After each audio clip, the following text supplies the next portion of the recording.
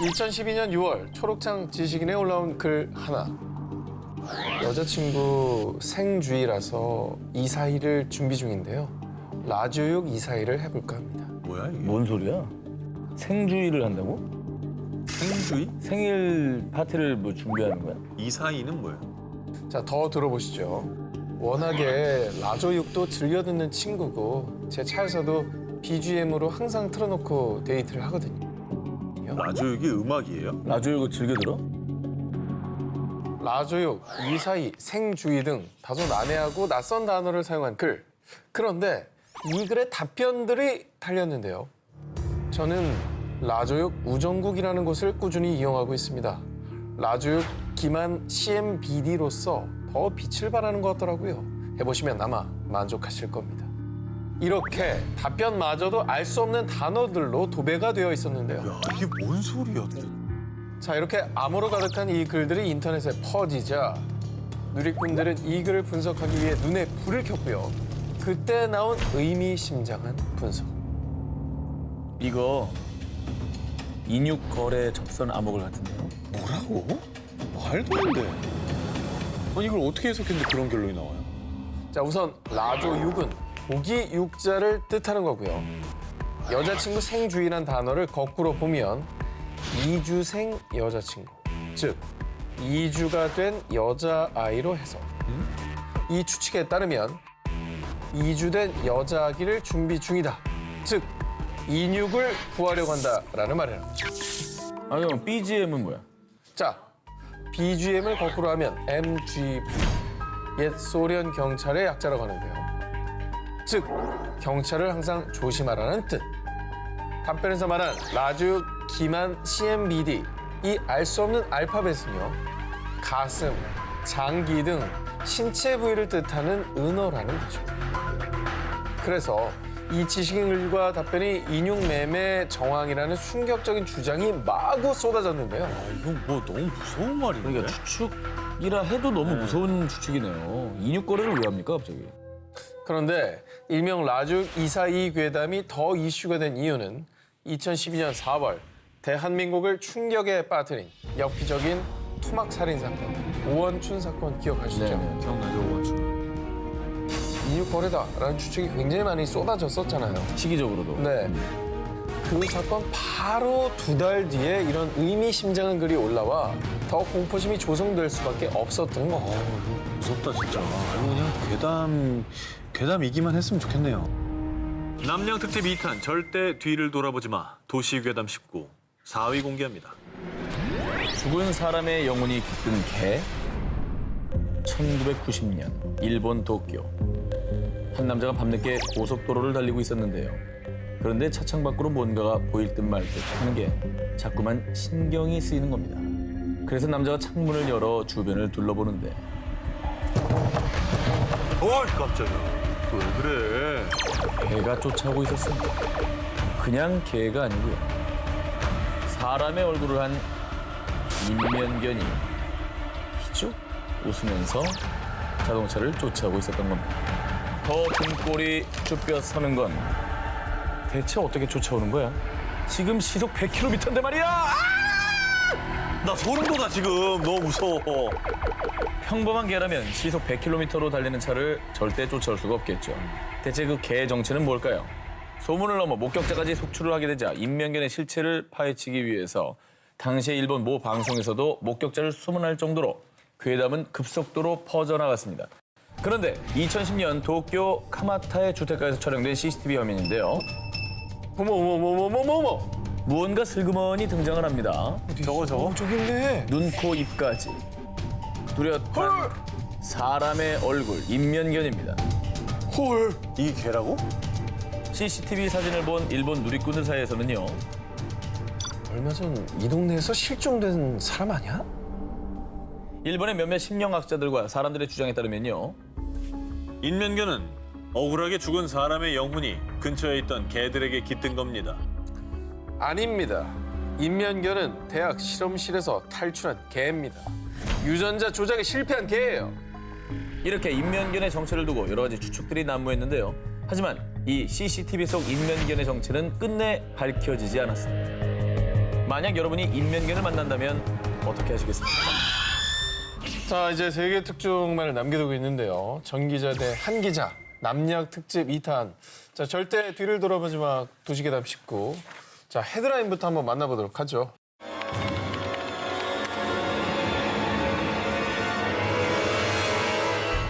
절대 뒤를 돌아보지 마. 도시괴담 19 첫 번째 1위 후보입니다.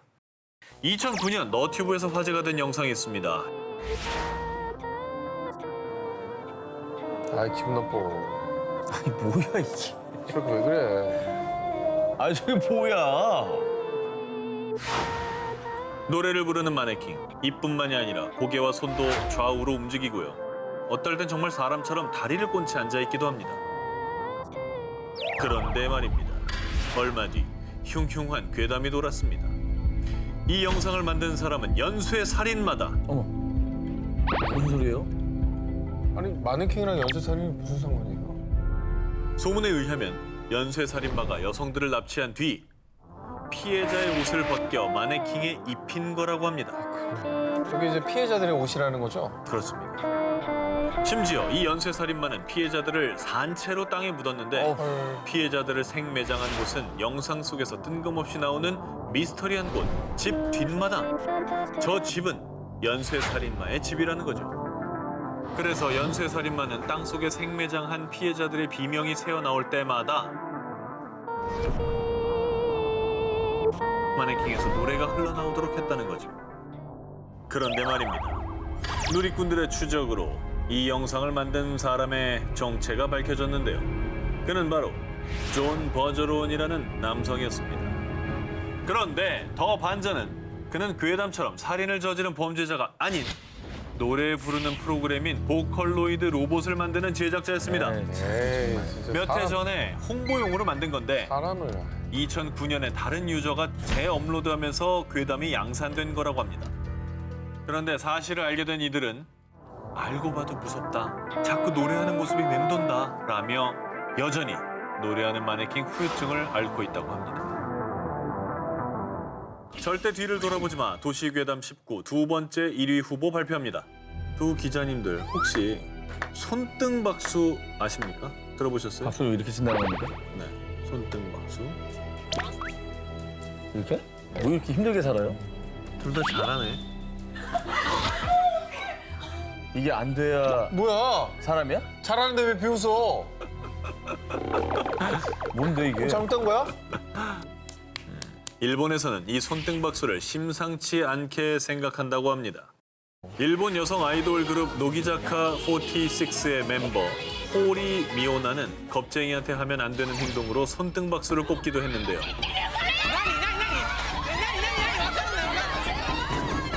무섭대. 뭔가 무서워라고. 뭐가 무서워 이게? 이 손등박수의 숨은 의미, 바로 죽은 자의 박수라는 겁니다. 망자? 나 안 됐어 아까 사실은. 아니 여기가 여기 안 뭔 소리야. 닿더라고. 아니 안 닿았어. 뭔 소리야? 쩍쩍 많이 났구만. 닿지가 않더라고. 이게 되지가 않아요. 이 손등박수가 일본에서 죽은 자의 박수로 불리는 이유, 죽은 사람은 산 사람과 반대로 행동하기 때문입니다. 그래서 이 박수를 죽은 자만이 알아본다는 거죠. 그리고 만약 누군가를 보고 이 손등박수를 치는 것은 빨리 저승으로 넘어가라 이런 뜻으로 상대를 저주하는 행위라고 합니다. 왜 쳤어? 나 되지가 않더라니까 이게. 참 신기하네. 미치 왜 이렇게 안? 아유 초딩들 진짜. 아 무서워. 일본의 심령 현상 전문 사이트와 손등박수를 조사한 일본의 모 미디어에 따르면 일본의 전설적인 아이돌 그룹 모닝구 무스메를 만든 프로듀서 층쿠를 예로 들고 있는데요. 과거 그가 보컬로 활동했던 록밴드 샤란큐로 방송에 출연했을 때 그들이 무대에 등장하자 방청석에 있던 정체불명의 여성이 갑자기 손등박수를 치는 모습이 포착됐습니다. 어머 뭐야 왜 저래? 왜 저러고 있지? 손이 왜 이렇지? 그런데 이후에 건강하던 그가 갑작스럽게 후두암을 진단받았고요. 결국 성대 수술을 받고 노래뿐 아니라 프로듀서 활동까지 중단하게 됐다는데요. 일본 심령 관련 매체나 손등박수를 믿는 사람들은 이게 다 손등박수 때문이라고 얘기한다고 합니다.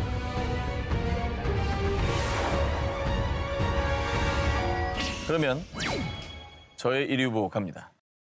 2016년 관객 수 680만 명을 기록하며 극장가의 흥행 돌풍을 일으킨 영화 곡성. 와타시와 아크마다. 자, 그런데 말입니다. 곡성 개봉 후에 영화 스태프가 밝힌 곡성보다 더 무서운 충격적인 얘기가 있었습니다. 때는 곡성 촬영이 한창이던 어느 날, 배우와 스태프들은 경기도 양수리에 위치한 세트장에 모였습니다. 평소와 다름없이 순조롭게 촬영을 하던 중 모니터를 하던 의상 팀장이 이상하게도 계속 천장이 신경 쓰였다고 합니다. 천장? 어라? 왜 저기만 저렇게 자꾸 흔들거리지? 천장에 달아놓은 수십 개의 조명들 중 다른 조명은 멀쩡한데 유독 하나만 자꾸 흔들린 겁니다. 신경 쓰였지만 그냥 무시하고 촬영을 다시 이어갔는데요. 요거 뭔가 특이한 징조예요. 그러게. 거기 뭐 있나?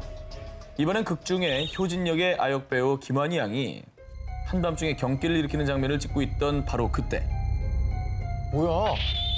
저거 왜 또 흔들려? 뭐야 저거? 문제 그 조명이 또다시 흔들리기 시작한 겁니다. 어라? 배우와 스태프들은 알 수 없는 공포감에 휩싸였습니다.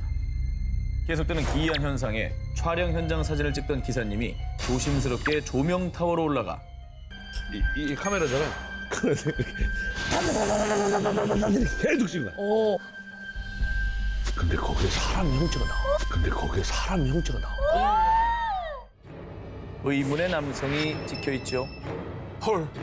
전선이 엉켜 있는 조명 타워 한쪽 구석에 서서 카메라를 노려보는 듯하지요. 와 저거 완전 심령사진. 진짜 무서운데 이거? 그냥 도망가고 싶었을 것 같아. 자, 다들 아시겠지만 촬영을 하던 경기도 양수리 세트장은 영화 관계자들 사이에서 귀신이 출몰하기로 유명한 곳입니다. 그럼. 배우 김남길 씨도 영화 모던보이 촬영 당시 뭔가 이상한 형체를 본 뒤 온몸에 닭살이 확 돋았다는 경험담을 얘기한 바 있습니다.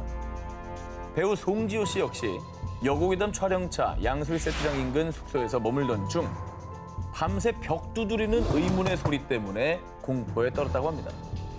그리고 배우 최지우 씨, 도깨비 공유 씨마저 양수리 세트장 괴담 때문에 세트장 근처 숙소에는 머물지 않았다고 합니다. 네, 연예인들 사이에서 워낙 유명한 얘기고 네. 거기서 이제 목숨을 끊은 이들이 많다는 등의 괴담이 많이들 들려요. 소문이 많은 곳이죠. 네. 흔들리던 조명, 천장에서 찍힌 의문의 남자. 이 모든 건 정말 양수리 세트장을 떠도는 귀신의 장난이었던 걸까요? 도쿄 신주쿠에 약 150년 전에 지어진 유서 깊은 이나리 사원이 있습니다. 그런데 이 이나리 사원이 생기게 된 이유, 한 여인의 처절한 한 때문이라는데요. 이 이야기는 아주 먼 옛날 1800년대로 거슬러 올라갑니다. 지금의 도쿄인 도카이도 요츠야에 사는 가난한 하급무사 이에모는 아리따운 여성 오이와를 보고 한눈에 반했는데요. 하지만 오이와의 아버지가 극심한 반대를 하자 이에모는 무참히 살해, 그 뒤 아무것도 모르는 오이와를 속여 혼인까지 하게 되죠. 그런데 아, 돈도 없어 죽겠는데 자꾸 아프다고 골골대고 있네. 에이. 남편 이에몬의 사랑은 곧 차디차게 식고 몸이 허약한 아내 오이와를 인생의 걸림돌로 여겼죠. 그러던 어느 날 이에몬은 우연히 불량배에게 괴롭힘을 당하던 여성 우메를 구해주게 되는데요. 우메가 고위 관료의 딸인 걸 알게 된 그는 출세욕 때문에 또다시 추악한 만행을 저지르고 맙니다. 아내에게 강제로 독약을 먹인 겁니다. 아내 오이와의 아름다운 얼굴은 독 때문에 흉측하게 변했고 남편을 저주하며 서서히 죽어갔습니다. 이후 아내가 사망한 뒤 파렴치한 이에모는 우메와의 혼인을 강행하는데요. 그런데 혼인 전날 밤 강가에 웬 판자가 있지?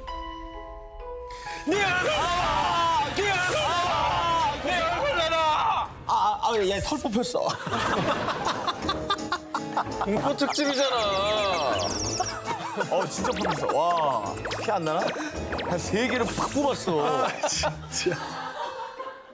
악귀가 된 아내 오이와가 남편에게 달려든 겁니다. 놀란 이에모는 혼비백산의 집으로 도망쳤죠.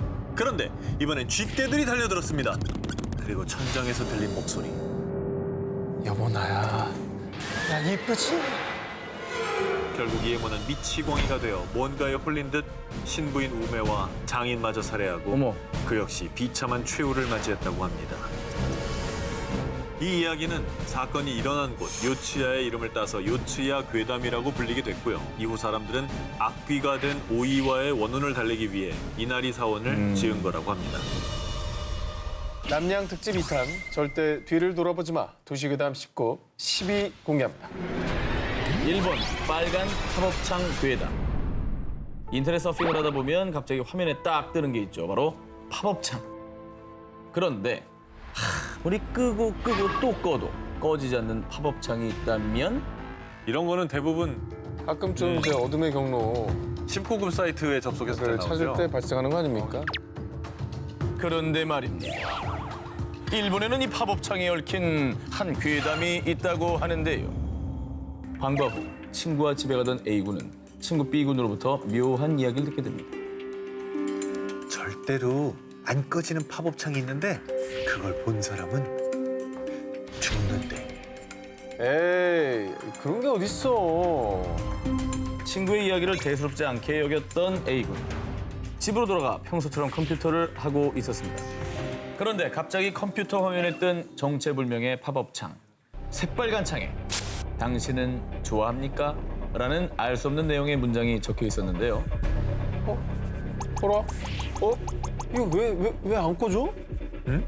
더 이상한 건 아무리 닫기 버튼을 눌러도 팝업창이 사라지지 않는다는 것이었습니다. 바로 그때 A군의 눈앞에 펼쳐진 괴기한 현상. 화면 중앙에 가느다란 선이 생기고 글자가 삐뚤어지기 시작하더니 새로운 단어가 생겨났는데 당신은 붉은 방을 좋아합니까? 그리고는 팝업창이 저절로 꺼지고 나타나고를 반복하더니 갑자기 새빨간 화면 가득히 의문의 이름들이 나열됐습니다. 너무 무서워 컴퓨터를 끄려고 했지만 꺼지지도 않았는데요. 그때 등 뒤에서 느껴진 인기척. 누구야?